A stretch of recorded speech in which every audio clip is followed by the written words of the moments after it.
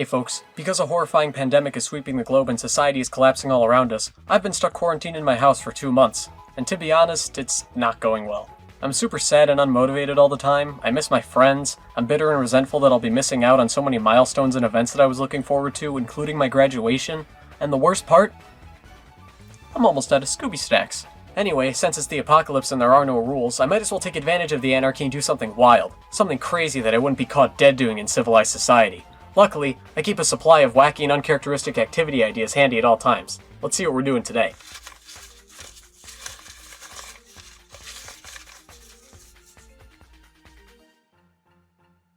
I don't know why I had this one. The 3DS was the first console that I actually remember the release of. Sure, I had a Wii and a DS, but they released in my early years before I really developed any long-term memories at all, let alone ones about video game consoles. I was a little too busy plotting how to escape my crib to follow E3 2004. But the 3DS? I was there.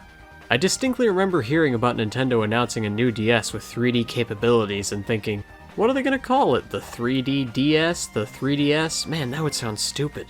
I've gone through my fair share of 3DSs over the years. My dad got me the original blue model for my birthday in April 2011, which I later traded in for the XL version the following year. I later sold that XL model to a friend and got the special edition Pikachu version. That Pikachu 3DS died of spontaneous collapse-related causes the following year.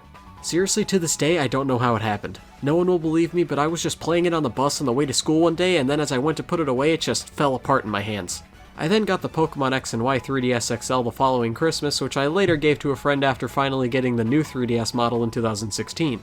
I also got another old original model from my stepbrother, which I had modded for use as a capture card. Too bad half my games are digital downloads on the other system. The original 3DS model is decent overall. It's pretty similar to the original DS model, just adjusted to make room for the new circle pad. It also has new power and home buttons, and for some reason start and select are like this now. Also, whose idea was it to put the stylus here? It's jammed in the back next to the game slot for some reason, and you have to manually extend it every time you take it out if you want to use it comfortably. Overall, not a huge deal, but pretty inconvenient for quickly taking out and putting away while playing. The 3DS XL, now, this is the stuff dreams are made of.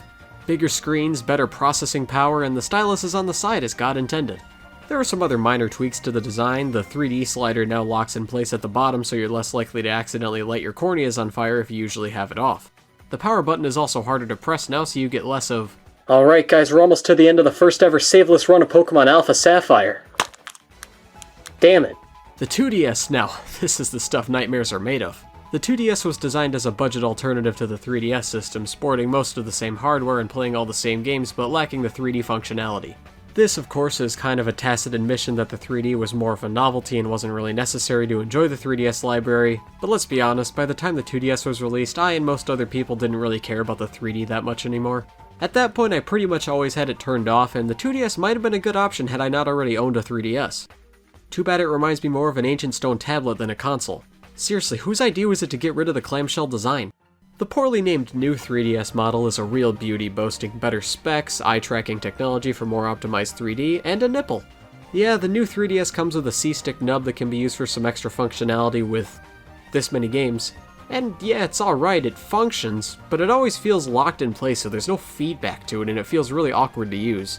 Besides, I haven't really had many opportunities to actually use it. At least I can still navigate the home screen with it. Man, selecting a game has never felt so stupid. The game slot has been moved to the bottom of the system, the start and select buttons finally conform to the rest of society, the volume slider mirrors the 3D slider, and the stylus is down here now. Why? The new 3DS also added built-in NFC for amiibo functionality, left and right trigger buttons that are just as useless as the C-stick, and it forgoes traditional SD cards in favor of new micro SD cards. That you have to unscrew the back of the system to access. Of course, the new 3DS also comes with a few exclusive games, and let me tell you, nothing says sex like new Nintendo 3DS exclusive. The only ones that I think might be quality experiences are these three, and all of them are on the Switch, don't waste your time. On the subject of games, I might as well get into some of the titles that made the 3DS so great, and to those of you asking, what about the new 2DS XL? I say, it's this without 3D and it came out after the Switch, who bought this?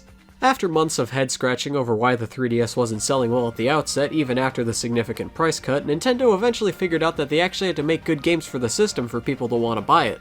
Enter Super Mario 3D Land and Mario Kart 7. Super Mario 3D Land was the first 3DS exclusive that I and many other people played. And yes, I know I got Super Monkey Ball 3D out of desperation after discovering the Pokemon Black and White couldn't go 3D, but I'm trying my hardest to forget. Super Mario 3D Land, while it can't compare to the likes of Super Mario 64 and Galaxy in terms of size and scope, is a damn good title that I sunk countless hours into. The gameplay lives up to the 3D Mario gold standard of fun and addictive platforming. The way the game is structured allows you to play it in short bursts, perfect for a handheld, and the smaller scale really brings out a ton of creativity and variety in the level design.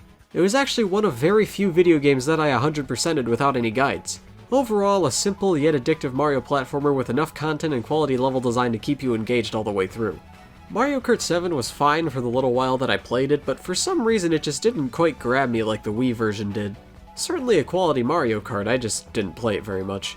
Mario also saw another 2D outing on the 3DS, this time being New Super Mario Bros. 2, where the gimmick is coins! Get a lot of them! Why? Who knows?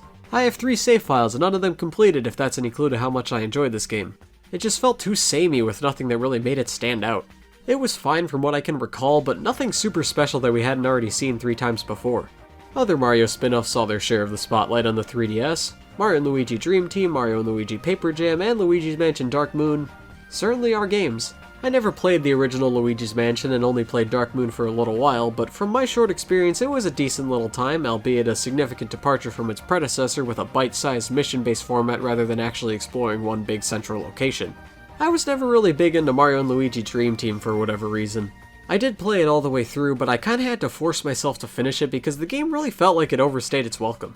A lot of the areas and obstacles throughout the game felt bland and repetitive, and the overall campaign felt more like you were being led on a wild goose chase rather than making any meaningful progress. Overall, still had a good bit of charm to it, and the combat was good as always in typical Mario & Luigi RPG fashion, but it got stale rather quickly. Coming from someone who loved Bowser's Inside Story to death, Dream Team was a pretty big letdown. Paper Jam I enjoyed a bit more. I felt it was better paced than Dream Team, and although the papercraft battles were hellish and I never want to experience them again, the gameplay was pretty enjoyable and satisfying all the way through. Zelda had a pretty good outing on the 3DS, with 4 games released over the console's lifespan. I enjoyed one of them.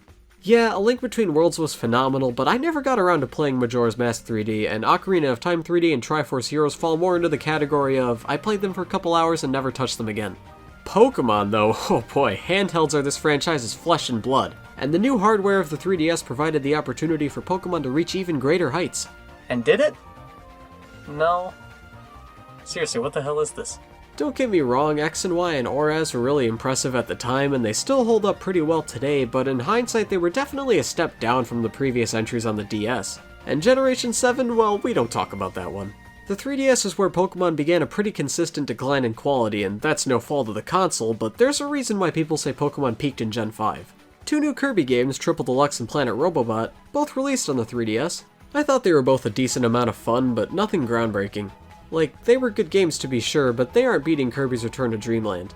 Animal Crossing New Leaf was enjoyable for a decent while, but I'm gonna be honest, I've never really been too enthralled with the Animal Crossing franchise. Don't get me wrong, I see its value and I get why so many people have been having a lot of fun with it, but something about the Animal Crossing games just never quite clicked with me. Ultimately, I put New Leaf down one day and just never played it again. And I bought New Horizons anyway, what's wrong with me? Super Smash Bros. 4 was a fantastic demonstration of just what the 3DS could do. Here we had a blockbuster Nintendo franchise that made a huge splash on home consoles, on a handheld. It's easy to forget what a momentous occasion the release of Smash 4 was. I distinctly remember downloading it at midnight on launch day and waking up in the middle of the night to get a glimpse of the first new Smash Bros. Game in 6 years.